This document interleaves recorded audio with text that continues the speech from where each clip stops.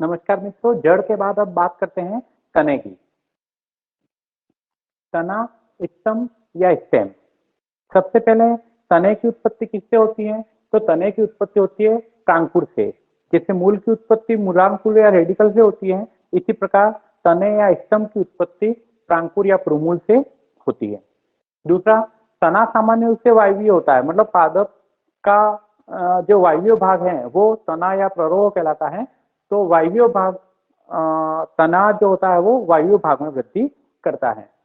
तने पर शीर्षस्थ कलिकाएं मतलब एपिकल बर्ड, कक्षस्थ कलिकाएं मतलब एक्सिलरी बर्ड, पर्व एवं पर्वसंधियां, पत्तियां, पुष्प, फल, ये सभी चीजें तने पर पाई जाती है और ये सब मिलकर ही प्ररोह का निर्माण कहलाती है, शूट एपेक्स कहलाता है।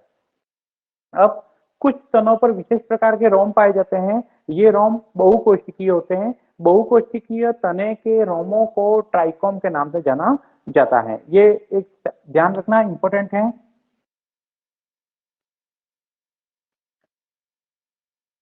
ट्राइकोम, तने पर जो रोम पाए जाते हैं वो बहुकोशिकीय होते हैं। इस रोम को अपन ट्राइकोम के नाम से जानते हैं, जबकि पादप के जड़ों में जो रोम पाए जाते हैं वो मूल रोम कहलाते हैं और ये हमेशा एक कोशिकीय होते हैं। नेक्स्ट बात करते हैं, तने पर पार्श्व अंगों की उत्पत्ति बहिर्जात या एक्सोजीनस प्रकार की होती है। इसका क्या मतलब है समझें। क्या होता है, तने के ऊपर पुष्प, शाखाएं, फल वगैरह लगे रहते हैं, तो इनकी उत्पत्ति पादप के वलकुट वाले भाग से होती है, अंदर परिरम वाले भाग से नहीं होती।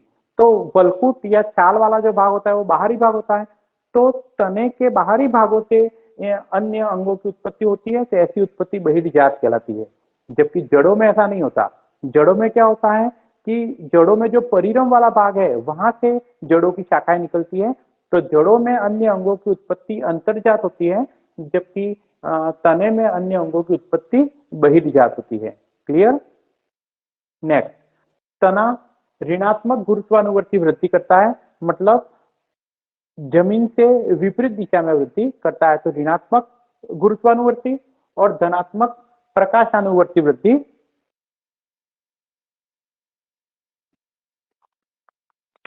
धनात्मक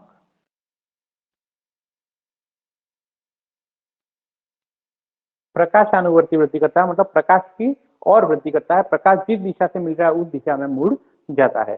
तो धनात्मक प्रकाशानुवर्ती और ऋणात्मक गुरुत्वानुवर्ती वृद्धि करता है। इसके अलावा जो नवोद्भिद जो तना होता है, जो नया नया अभी पौधा निकला है, उसका तना हमेशा हरा होता है। इसका मतलब क्या है कि उसमें पर्णहरित पाया जाता है, प्रकाश संश्लेषण की क्रिया भी करता है।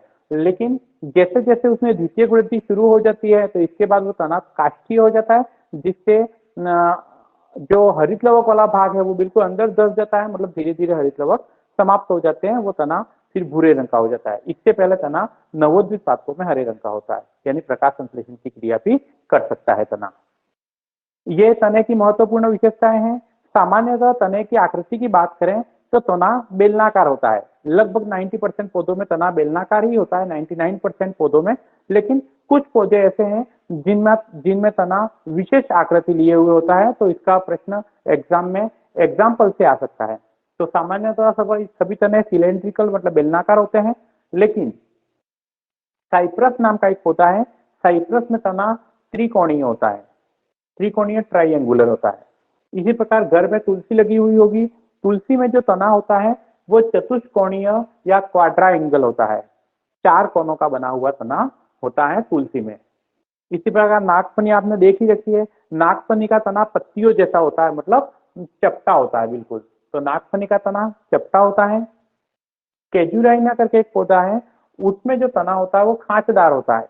खांचदार का मतलब अंदर धसा हुआ, फिर गांठ के रूप में निकला हुआ, फिर धसा हुआ, फिर गांठ के रूप में निकला हुआ, इस प्रकार का तना होता है। तो उसको खांचेदार तना या रिब्ड स्टेम भी कहते हैं, केजुराइना। और जो गन्ना होता है, गन्ने में संधियां जो होती है, पर्व संधियां निकली हुई रहती है, तो उसको संधित तना या जॉइंट तना भी जॉइंट स्टेम भी कहते हैं। तो अलग अलग मतलब आपको 4 या 5 उदाहरण जरूर याद रखने पड़ेंगे जिसमें तने की आकृति बेलनाकार नहीं होकर अन्य आकार की होती है। तो मित्रों, आपको तने से संबंधी अगर कोई क्वेरीज है तो जरूर आप कमेंट बॉक्स में लिखें। धन्यवाद।